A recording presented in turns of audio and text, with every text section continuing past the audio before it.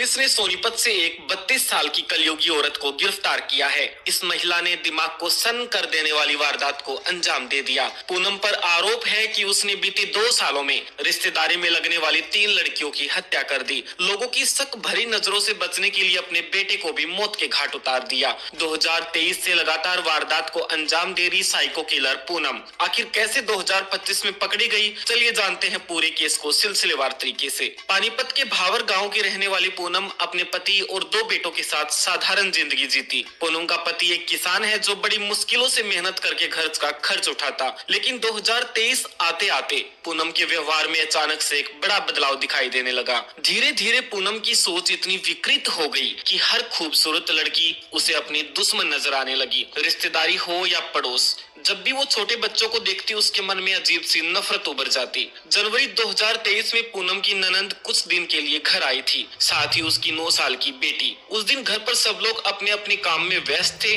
और 9 साल की इशिका नहाने के लिए बाथरूम में चली गई। कुछ देर बाद पूनम चुपके से उसके पास पहुंची और एक ही पल में उसने बच्चे का सर पानी में दबा दिया। कुछ ही सेकंड में उस मासूम की सांसें थम गई और उसने दम तोड़ दिया। कुछ देर बाद जब ननंद बच्चे को कपड़े पहनाने के लिए आई तो देखा कि बेटी पानी में पड़ी है। आनंद फानन में इशिका को तुरंत हॉस्पिटल ले जाया जाता है, मगर डॉक्टर्स ने उसे मृत घोषित कर दिया। पूरे घर में मातम पसर गया, लेकिन मौत कैसे हुई, सब इस बात को लेकर चिंतित थे।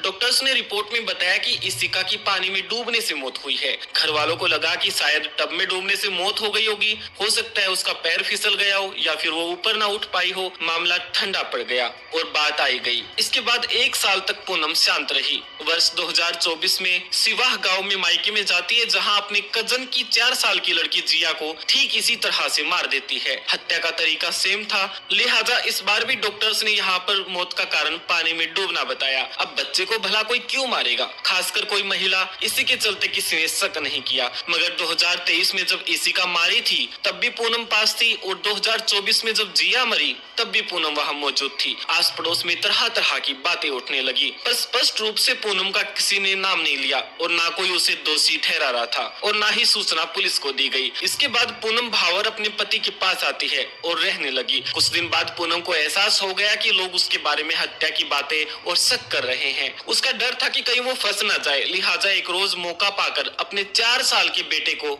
बाल्टी में डुबोकर मौत के घाट उतार दिया। अब पूनम से सबका शक हट चुका था, क्योंकि ये घटना उसके साथ भी घट गई। 3 हत्याओं के बाद भी पूनम पूरी तरह से खुश नहीं थी। उसके जहन में बार बार ये बात आ रही थी कि 1-2 को और मार दूं। ये मौका मिला इसे वर्ष 2025 1 दिसंबर को हरियाणा के नोट गांव में पूनम शादी में गई थी, जहां उसने विदा नाम की 6 साल की लड़की की बाथरूम में हत्या कर दी। हत्या के बाद इसने बाथरूम को बाहर से बंद कर दिया। ये इसकी जिंदगी की सबसे बड़ी गलती थी। पहले तो विदा को हर जगह तलाश किया गया, मगर जब वो कहीं नहीं मिली तो बाथरूम खोला गया। परिवार के पैरों तले जमीन निकल गई। हंसती खेलती विदा अब इस दुनिया में नहीं रही। अब शक की वजह ये थी क्योंकि बाथरूम बाहर से बंद था। इसी संदेह के आधार पर पुलिस को सूचना दी गई, जहां जांच में पता चला कि ये हादसा नहीं बल्कि हत्या है। आसपास लगे जब सीसीटीवी कैमरास खंगाले गए तो पूनम बाथरूम के आसपास भटकती दिखाई देती है। अधिकारियों ने तुरंत पूनम को हिरासत में लिया और उसने अपना एक कत्ल कबूल कर लिया। मगर जब सख्ती से पूछताछ की तो उसने बताया कि 2023 से लेकर 2025 तक उनकी रिश्तेदारियों में हुई सभी हत्याएं उसी ने की हैं। अब पीछे 3 हत्याएं की है,